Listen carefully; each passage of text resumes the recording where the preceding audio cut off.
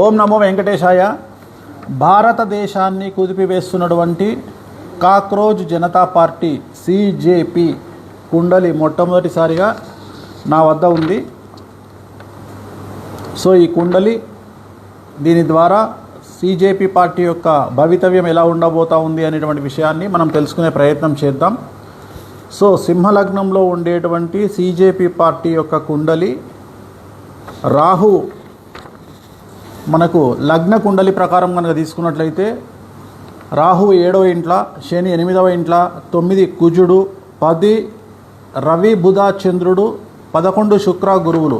So ఇక్కడ బుధాదిత్య యోగం కనిపిస్తూ ఉంది. రవి బుధుల కలయిక బుధాదిత్య యోగం కనిపిస్తూ ఉంది. అందుకనే విపరీతమైనటువంటి అటెన్షన్, విపరీతమైనటువంటి క్రేజు, విపరీతమైనటువంటి పబ్లిసిటీ వీరికి వచ్చింది, సిజేపీకి వచ్చింది. సో కాలసర్ప సహిత పూర్తి సంపూర్ణ కాలసర్ప సహిత రాజయోగంలో కనిపిస్తున్నటువంటి పార్టీ ఇది. సో 2026 అంటే ఈ సంవత్సరం అక్టోబర్ 31 వరకు దశాచిత్రం ప్రకారంగా వీళ్లకు విపరీతమైనటువంటి క్రేజ్ ఉండే అవకాశం ఉంది. సో తదుపరి మరి ఒక రకమైనటువంటి క్రేజ్ వీళ్ళకు వచ్చేటువంటి అవకాశం కనిపిస్తూ ఉంది. ఒకవేళ రాశి చక్రాన్ని కనుక పరిశీలించినట్లయితే ముఖ్యంగా రాశి చక్రంలో 10వ ఇంట్లో రాహువు అనేటువంటిది చాలా విపరీత రాజయోగాన్ని సూచిస్తూ ఉన్నాడు. సో ఎంత రాజయోగం అంటే వీళ్లను అణిచివేయాలని చూస్తే రివర్స్ అవుతుంది వ్యవహారం. అందుకని వీళ్లను చాలా పద్ధతిగా అంటే కామ్గా వీళ్ళని సైలెంట్ చేయడానికి ప్రయత్నం చేయాలి. కానీ వీళ్ళతోని ఒక యుద్ధకరమైనటువంటి వాతావరణంలో వీళ్ళని హ్యాండిల్ చేయడం కష్టం. వీళ్ళను ఏమంటారు, ప్రేమతో లాలించవచ్చు, కానీ వీళ్ళను అగ్రెసివ్గా హ్యాండిల్ చేయలేం. కారణం రాశి చక్రంలో రాహు 10వ ఇంట్లో ఉన్నాడు, శని 11వ ఇంట్లో ఉన్నాడు, 12వ ఇంట్లో కుజుడు ఉన్నాడు. సో కుజుడు 12వ ఇంట్లో ఉంటే ఏమవుతుంది బేసిక్గా అంటే ఎక్కువగా యాంగ్జైటీ ఉంటుంది. అంటే ఏమంటారు, ఒక రకమైనటువంటి టెంపర్తనం అంటాం కదా, అంటే తొందరపాటు, వీళ్ళల్లో కొద్దిగా తొందరపాటు ఎక్కువగా ఉండే అవకాశం ఉంది.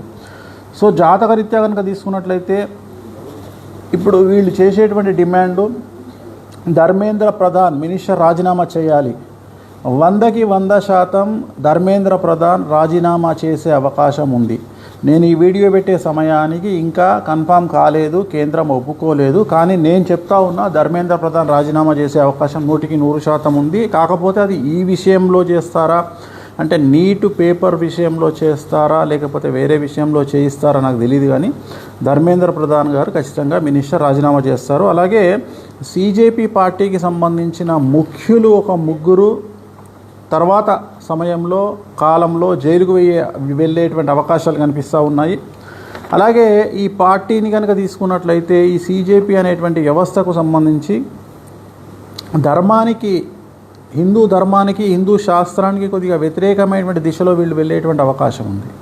అంటే వీళ్ళు ధర్మము అనేటువంటి మాట పట్టించుకోకుండా కొద్దిగా డిఫరెంట్ స్టైల్లో వెళ్ళే అవకాశం ఉంది. ముఖ్యమైన విషయం ఏంటంటే ఈ పార్టీ వల్ల 100కి 90% డ్యామేజ్ జరగబోయేటువంటి పార్టీ బీజేపీ అని నిక్కచ్చిగా చెప్పుకోవచ్చు. ఎందుకంటే ఈ సిజేపీ పార్టీకి సంబంధించినటువంటి రాశి చక్రమైన లగ్న చక్రమైన ఏది తీసుకున్నా నరేంద్ర మోడీ గారి జాతకం వీరితోటి షష్టాష్టకాలైనాయి. అలాగే భారతీయ జనతా పార్టీ యొక్క కాంబినేషన్ కూడా షష్టాష్టకాలైనాయి. సో దీనివల్ల చాలా ఎక్కువగా బీజేపీ పార్టీకి మాత్రమే సమస్యలు వచ్చేటువంటి అవకాశం ఉంది. సో ఖచ్చితంగా రాబోయే కాలంలో భారతదేశములో ఎవరు ఊహించినటువంటి స్థితికి ఒక పార్టీని గద్దెను ఎక్కించాలన్నా, కేంద్రంలో ఒక పార్టీని గద్దె దించాలన్నా ఖచ్చితంగా సిజేపీ పార్టీ 100కి 60% ఇన్ఫ్లుయెన్స్ చేయబోతుంది అని చెప్పడంలో ఎటువంటి అనుమానము లేదు. ఓం నమో వెంకటేశాయ.